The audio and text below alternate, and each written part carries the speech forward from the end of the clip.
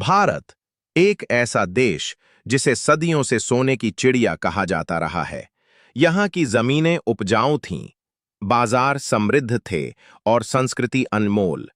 लेकिन इतिहास का एक दौर ऐसा भी आया जब दूर दराज से शक्तिशाली बादशाहों की नजरें इस मुल्क पर टिक गईं।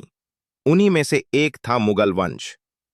लेकिन क्या आपने कभी सोचा है कि आखिर मुगल भारत क्यों आए? क्या सिर्फ लूटपाट उनका मकसद था या इसकी जड़ें कहीं गहरी थीं? आज हम इसी सवाल का जवाब तलाशेंगे इतिहास के पन्नों में। कहानी शुरू होती है मध्य एशिया से, फरगाना घाटी से। यहीं जन्म होता है जहीर उद्दीन बाबर का। बाबर एक ऐसे वंश का वारिस था जिसकी रगों में तैमूर और चंगेज खान दोनों का खून बह रहा था। पर बाबर का अपना वतन समरकंद और फरगाना लगातार राजनीतिक उठापटक का शिकार था। वह समरकंद को कई बार जीतता और कई बार हार जाता। मध्य एशिया में टिके रहना मुश्किल होता जा रहा था। बाबर की आंखें अब एक नई मंजिल की तलाश में थीं, और वो मंजिल थी हिंदुस्तान। भारत उस दौर में बाहरी आक्रमणों के बावजूद भी समृद्ध था, लेकिन यहां की राजनीति बिखरी हुई थी। दिल्ली का सुल्तान इब्राहिम लोदी कमजोर था और उससे नाराज उसके ही अमीर अफगान सरदार और राजपूत शासक मौके की तलाश में थे।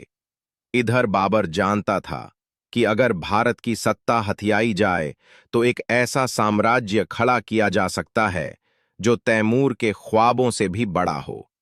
पर क्या सिर्फ सत्ता का लालच बाबर को भारत खींच लाया? नहीं, इसके पीछे तीन बड़े कारण थे। पहला था राजनीतिक कारण। मध्य एशिया में बाबर के लिए सत्ता बचा पाना बेहद मुश्किल था। समरकंद और फरगाना की सत्ता उसके हाथ से निकलती जा रही थी। वहीं भारत की सत्ता बिखरी हुई थी। दिल्ली सल्तनत कमजोर हो रही थी। बाबर के लिए भारत सत्ता पाने का सुनहरा अवसर था। दूसरा था आर्थिक कारण। भारत उस समय दुनिया के सबसे अमीर देशों में था। यहाँ की उपजाऊ जमीनें, व्यापारिक रास्ते, मसालों का व्यापार, हीरे जवाहरात, सोना चांदी, ये सब किसी भी सम्राट के सपनों से भी बड़ा था। तीसरा था वंश परंपरा और विरासत का सपना। बाबर खुद को तैमूर का सच्चा वारिस मानता था। तैमूर ने 1391 में दिल्ली पर हमला करके खुद को दुनिया के सामने साबित किया था। बाबर भी चाहता था कि उसका नाम इतिहास में अमर हो। और फिर आया वो दिन जिसने भारत के इतिहास की धारा ही बदल दी। 21 अप्रैल 1526, पानीपत का मैदान। बाबर की छोटी मगर संगठित सेना, आधुनिक तोपखाने के साथ, और सामने इब्राहिम लोदी की विशाल मगर बिखरी हुई फौज। नतीजा वही हुआ जिसकी उम्मीद थी। बाबर ने लोदी को हरा दिया, दिल्ली की सल्तनत ढह गई और भारत में मुगल साम्राज्य की नींव रख दी गई। लेकिन यह सिर्फ एक युद्ध नहीं था, यह था एक नए युग की शुरुआत।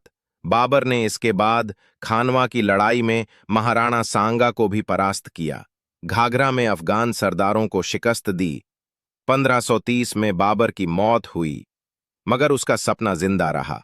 हुमायूं, अकबर, जहांगीर, शाहजहां और औरंगजेब जैसे मुगल बादशाहों ने इस साम्राज्य को आगे बढ़ाया।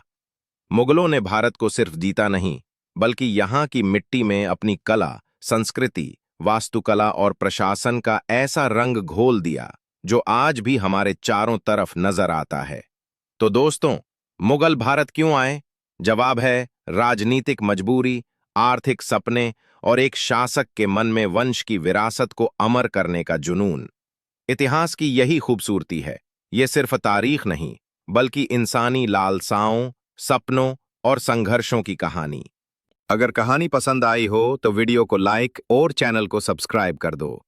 हाँ, कमेंट बॉक्स में इस वीडियो के बारे में अपने राय दें। मिलते हैं अगली कहानी के साथ, जब तक के लिए अल्लाह हाफिज।